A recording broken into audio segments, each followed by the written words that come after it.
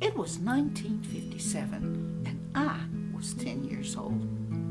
I remember that summer so well because it was a time when I had to face the biggest bully of my young age. Her name was Peanuts. She was mean. She was strong. And she was angry about everything and everybody. And she was a racist to her core. She wanted to destroy me and my girlfriend Linda because we were African American girls. Let me tell you what happened. Well, there I was up in the mountains, way out in the woods at a camp, a Girl Scout camp called Camp Ann Bailey, a famous Girl Scout camp in West Virginia that had been segregated since 1927.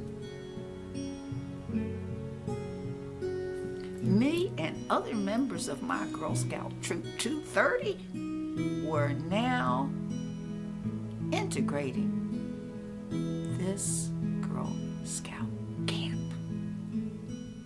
We were excited. I was excited and also scared.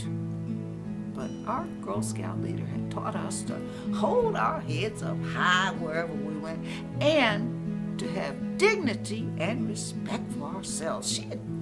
The trails that we blazed under her auspices were trails of self-respect and dignity. So here we were. Here I was, with a group of young white Girl Scouts way out in the woods in West Virginia. My girlfriend Linda Stillwell and I were assigned to a unit called Starlight. There were about 15 little girls in this unit. And quite frankly, we all got along great at first.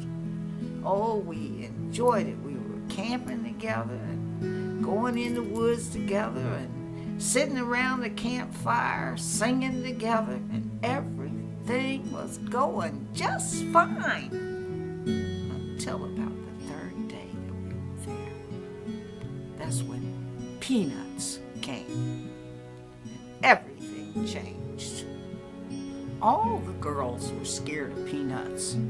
She was bigger than everybody else, and like I said, she was mean. And she knew how to turn people against people. And that's exactly what she did. She turned all of the other girls against me and Linda. And start to whisper about us and talk about us and call us all kinds of names. And every night was really hell because we all slept in a great big tent together. And as soon as the lights would go out, the N-word would start. And we'd hear it from one girl to the other. In, you in. You need to go home. We don't want you here.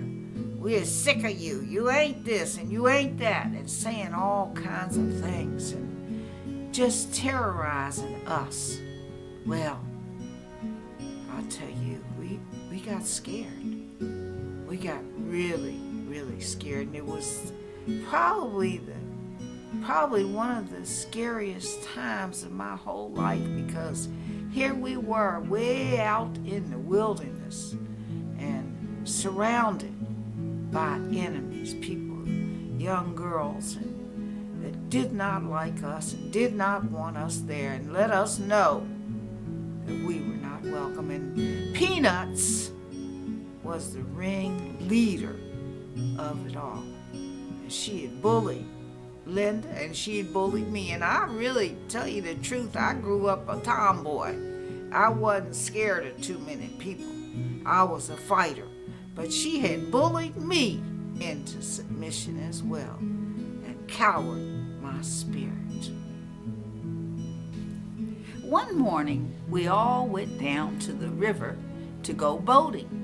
And it was a beautiful morning. The sun was just coming up and the steam was on the water. And you could hear the crickets and the birds. And we had a good time.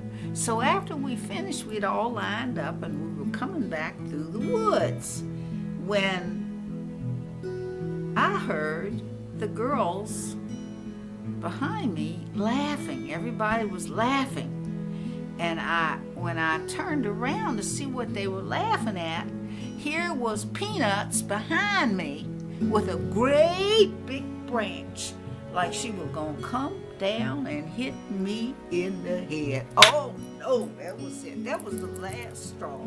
I started punching her and kicking her and peeling. I got behind her and put my leg out and threw her down on the ground and jumped on and started pounding and crying and punching and kicking and doing everything I could. And I don't even remember when they pulled me off, but I know they did. Well, I said, I want to go home. We want to go home. You're all prejudiced. We're not going to stay here. And I remember it so well. When we got back to the unit, we started packing our stuff, putting our stuff. We told them we want you to call the bus company. So we sat there on the edge of the bed crying, mad about what had happened. I was mad, but I was also happy because I had beat that girl up. She bugged me, had me so scared of her, and she wasn't even that strong. Not as strong as I thought she was going to be. And I had beat her down, and I was happy about that. Well, while Linda and I sat there waiting for the bus, the Girl Scout leaders in that unit called a meeting. And all of the little white girls went to the meeting. We didn't go, we continued to sit there. But then the counselors came and asked us to come and meet with the girls around the campfire. And we were like, after all they've done, we don't want to go. No, thank you. But they were so insistent that, we would find that if we'd come, we'd find that we were welcome. So we said, okay, we'll go. So we went, and when we sat down, all the little girls, one after another, apologized to us. And they were sincere.